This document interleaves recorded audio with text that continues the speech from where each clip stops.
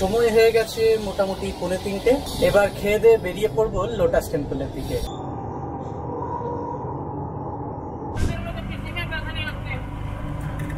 আমরা এসে পৌঁছলাম লোটাস টেম্পলের সামনে।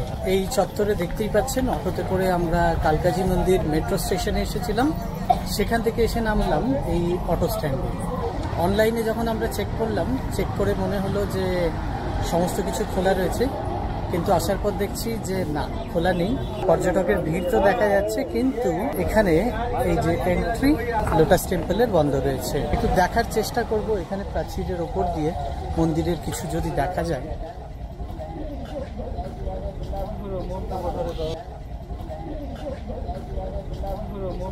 ওই যে দূরে দেখতে পাচ্ছেন লোটাস টেম্পল, ওটাই।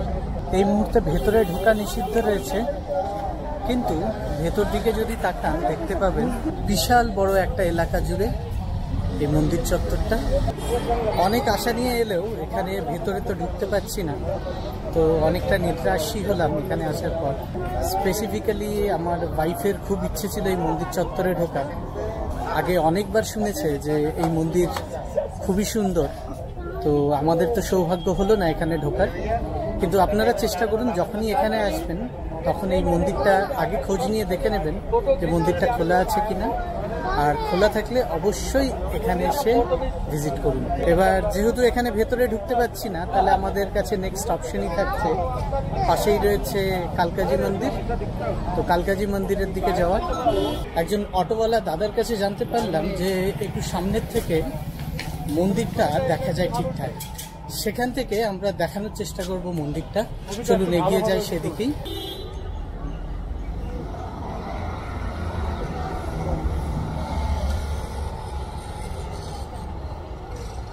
লোটাস টেম্পল থেকে কালকাজি মন্দির হাঁটা পথে, তো আমরা এবার হাঁটা পথেই সেদিকে যাব। কালকাজি মন্দিরের দিকে হেঁটে চলেছি। খুব শান্তশিষ্ট এই জায়গাটা। একটা বড়সড় সমস্যা হচ্ছে আমার ক্যামেরাটা নিয়ে, যখনই আমি ক্যামেরাটা সামনে ধরি আর কি, ম্যাক্সিমাম লোকজনই তাকিয়ে থাকে। আমার মনে হয় যে এই ক্যামেরাটা লোকজনের কাছে খুব একটা পরিচিত না, এই কারণেই সবাই আজব দৃষ্টিতে তাকিয়ে থাকে। অনেকে তো এসে জিজ্ঞেসও করে, ভাই এটা কি ক্যামেরা নাকি বৃত্তান্ত, অনেক কিছু জিজ্ঞেস করতে থাকে। পেছনে লোটাস টেম্পলের যে প্রবেশদ্বার আছে, সেই গেটটা ছেড়ে আমরা এগিয়ে চলেছি পার্কিং চত্বরের পাশের রাস্তা ধরেই কালকাজি মন্দিরের দিকে। ওখানে তাড়াতাড়ি পৌঁছে কালকাজি মন্দির দেখে আমরা বেরিয়ে পড়ব ইসকন মন্দির দেখার জন্য। সামনে এই একটা পুজোর জন্য শাড়ি ও বিভিন্ন দ্রব্যাদি নেওয়ার দোকান, এইদিকে আর একটা। এর মাঝে দিয়ে এগিয়ে চলেছি মেন গেটের দিকে।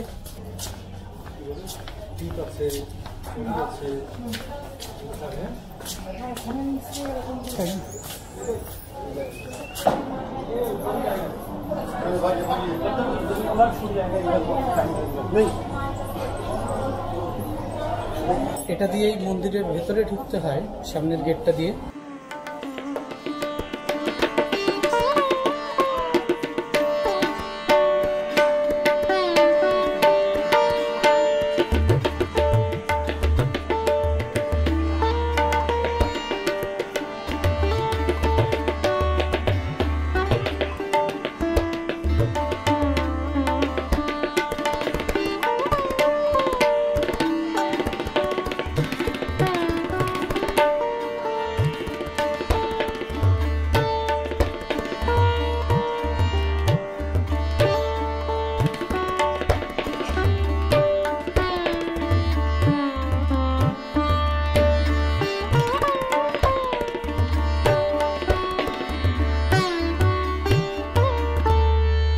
কালকাজি মন্দির ঘোরার পর এবার আমরা আবার এগিয়ে চলেছি সেই লোটাস টেম্পলের সামনের দিকেই।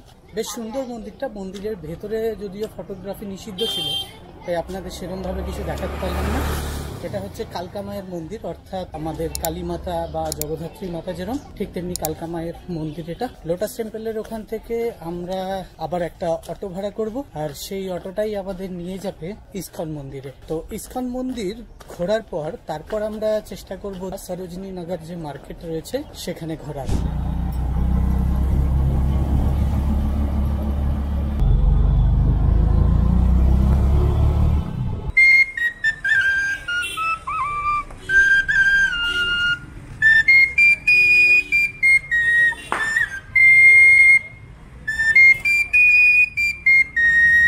আমরা এসে পৌঁছেছি ইসকন মন্দিরের সামনে। দিল্লির যে ইসকন মন্দির রয়েছে সেটার সামনে। এই যে সামনে ইসকন লেখা গেটটা দেখতে পাচ্ছেন, এটা দিয়ে ঢুকতে হবে ইসকন মন্দিরের ভেতরে।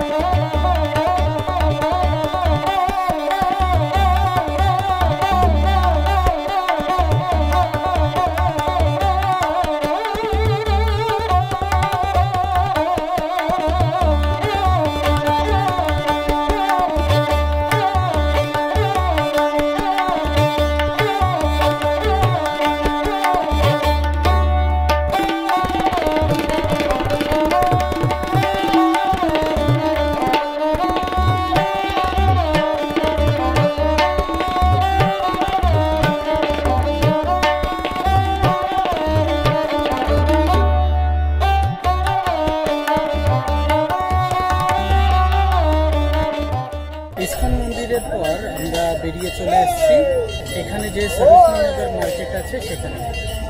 এই মুহূর্তে সময় রাত্রি 8:30।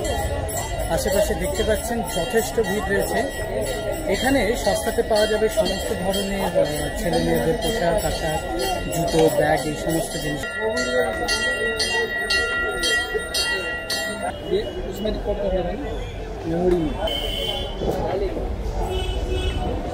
এখানে জিনিসপত্র যে কতটা সস্তা না এলে বুঝতে পারবেন না। বেশিরভাগ যে কুর্তি বা সোয়েটার বা বিভিন্ন জিনিস আছে সেগুলো 100 টাকার থেকে 150 টাকা।